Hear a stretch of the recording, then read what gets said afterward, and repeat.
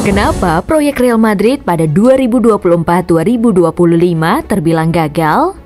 Sebelum ke pembahasan, alangkah baiknya jika kalian subscribe channel ini agar bisa terus memberikan cerita-cerita menarik seputar dunia olahraga tentunya. Selamat menyaksikan pembahasan selengkapnya, gengs! Real Madrid sudah kehilangan 2 kesempatan meraih titel juara pada 2024-2025. Sebelumnya, Real Madrid kalah 2-5 dari Barcelona pada final Supercopa Espanya 2025. Los Blancos selalu tersingkir dari perempat final Liga Champions Eropa setelah kalah agregat 1-5 dari Arsenal. Ditambah lagi, Real Madrid menelan kekalahan 2-3 dari Barcelona pada final Copa del Rey 2025. Los Blancos masih memiliki peluang menjuarai La Liga Spanyol. Meski begitu, penampilan Real Madrid terbilang inkonsisten di La Liga. Dengan komposisi materi pemain bintang seperti Vinicius Junior, Rodrigo Goes, Jude Bellingham, dan Kylian Mbappe, proyek Real Madrid pada 2024-2025 terbilang gagal. Terlebih lagi, Los Blancos tidak selalu mendominasi tiap permainan meski meraih kemenangan. Lantas, kenapa proyek Real Madrid pada 2024-2025 dinilai kurang berhasil? Yang pertama, pensiunnya Toni Kroos tidak diganti dengan gelandang yang sepadan di lini tengah. Salah satu kelemahan Real Madrid pada 2024-2025 berada di sektor tengah. Hal tersebut tidak lepas dari pensiunnya Toni Kroos pada akhir 2023-2024. Ketidakhadiran Kroos sangat berpengaruh bagi permainan Real Madrid pada musim ini.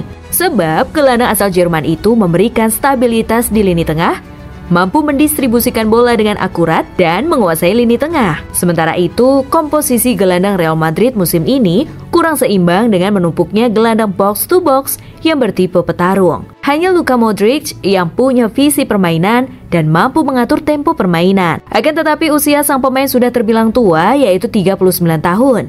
Sehingga fisiknya tidak selalu prima untuk bisa bermain sebagai starter atau tampil penuh 90 menit. Kebijakan transfer manajemen Real Madrid yang tidak mendatangkan gelandang pengganti Kroos terbilang keliru. Los Blancos malah fokus memperkuat lini depan dengan mendatangkan Kylian Mbappe dan Endrick. Sedangkan lini tengah Real Madrid tidak ada penyegaran dan didominasi dengan gelandang bertipe petarung. Akibatnya, lini tengah Real Madrid minim kreativitas.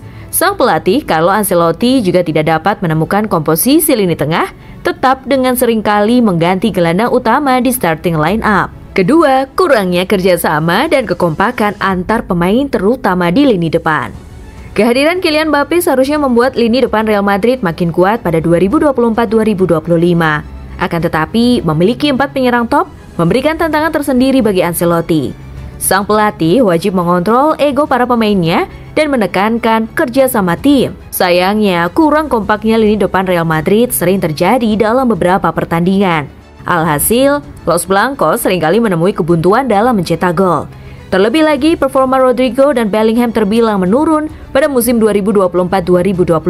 Rodrigo yang mencetak 10 gol dalam 34 laga La Liga pada musim lalu, baru mengoleksi 6 gol dari 30 penampilan pada musim ini. Produktivitas gol Bellingham menurun drastis dari 19 gol dalam 20 laga La Liga pada musim 2023-2024 menjadi 8 gol dari 27 penampilan pada musim ini. Ketiga, gaya permainan serangan balik Carlo Ancelotti tidak berhasil. Real Madrid tidak seperti Barcelona atau Manchester City yang memiliki filosofi permainan menyerang dengan penguasaan bola. Los Blancos lebih menekankan reactive football yang mengutamakan serangan balik ketimbang melakukan inisiatif serangan. Dilansir beIN Sports, pelatih Real Madrid Carlo Ancelotti mengaku lebih sering memberikan kebebasan kepada pemain ketimbang menerapkan sistem permainan seperti Pep Guardiola atau Jurgen Klopp. Namun, strategi serangan balik Real Madrid tidak selalu berhasil, terutama di laga-laga penting seperti perempat final Liga Champions dan final Copa del Rey. Hal tersebut diakui kiper Real Madrid Thibaut Courtois. Dilansir ESPN, usai tersingkir dari perempat final UCL, ia mengatakan timnya tidak memiliki solusi di lini depan, terutama ketika Mbappe dan Vinicius Junior dijaga ketat serta ditutup ruang gerak. Kelemahan ini kembali terlihat ketika Real Madrid kalah 2-3 dari Barcelona pada final Copa del Rey musim ini.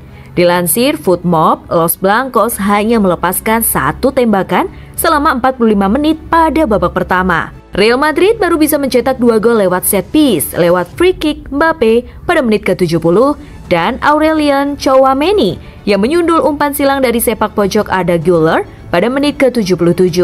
Selebihnya, pola serangan Real Madrid mudah terbaca lini belakang Barcelona sehingga kesulitan mencetak gol.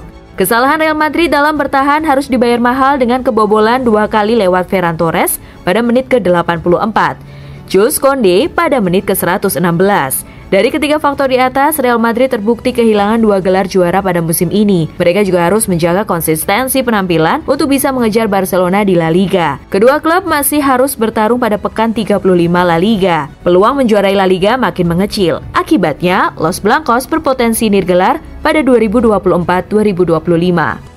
Selanjutnya, apa yang akan dilakukan Real Madrid dengan hasil yang tidak mencerminkan sebagai klub besar penguasa Eropa? King Madrid dipastikan akan melakukan perombakan besar-besaran. Hal ini tidak terlepas dari hasil minor yang didapatkan Los Blancos. Pada musim ini, mereka gagal meraih gelar juara Piala Super Spanyol dan Copa del Rey, tersingkir pada perempat final Liga Champions, serta masih berjuang untuk mengamankan titel La Liga. Spekulasi bermunculan mengenai kedatangan pelatih baru serta pemain bintang yang akan memperkuat Real Madrid. Salah satunya adalah Trent Alexander-Arnold. Di sisi lain, akan ada beberapa pemain yang harus mengucapkan selamat tinggal kepada Santiago Bernabeu. Berikut 3 pemain yang kemungkinan besar akan meninggalkan Real Madrid pada bursa transfer musim panas 2025. Yang pertama, Luka Modric yang memasuki ujung karirnya sebagai pesepak bola. Perjalanan Luka Modric bersama Real Madrid tampaknya akan segera mencapai akhir. Gelandang berusia 39 tahun ini telah mengenakan kostum Los Blancos sejak 2012.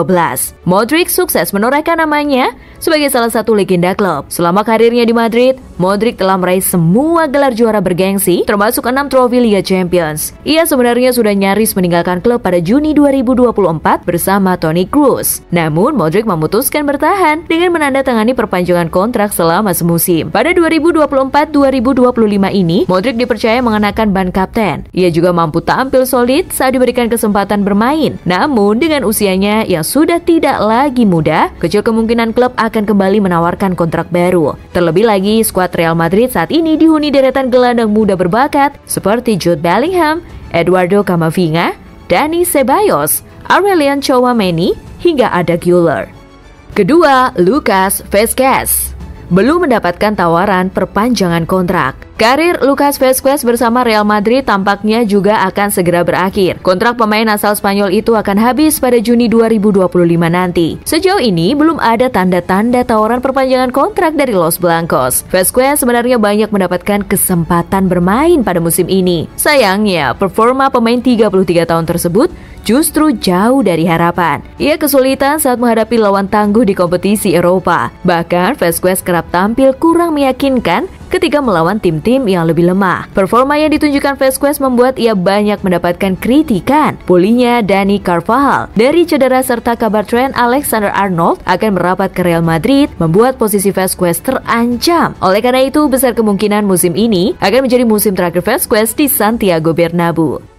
Ketiga, Fran Garcia berpotensi kehilangan tempat jika Real Madrid merekrut bek kiri baru. Berbeda dengan Luka Modric dan Lucas Vázquez, Fran Garcia sebenarnya masih terikat kontrak jangka panjang dengan Real Madrid. Bek asal Spanyol tersebut masih mempunyai kontrak di Santiago Bernabeu hingga 2027. Namun, situasi yang dialami Garcia membuat dirinya berpeluang untuk dilepas Los Blancos. Sejak awal, Garcia kesulitan untuk merebut posisi Ferland Mendy di sektor kiri pertahanan. Tidak hanya itu, dirinya juga jarang dilirik sebagai pelapis. Dalam 2 pertandingan perempat final Liga Champions melawan Arsenal, Carlo Ancelotti lebih memilih memainkan David Alaba sebagai bek kiri. Akhir-akhir ini, Real Madrid dikabarkan tengah aktif mencari bek kiri baru. Los Blancos sempat dikaitkan dengan Alphonso Davies dan Miguel Gutierrez. Jika Madrid menemukan opsi yang lebih baik di posisi tersebut, tentu saja Garcia akan kehilangan tempat. Nama-nama di atas berpotensi meninggalkan Real Madrid pada musim panas 2025.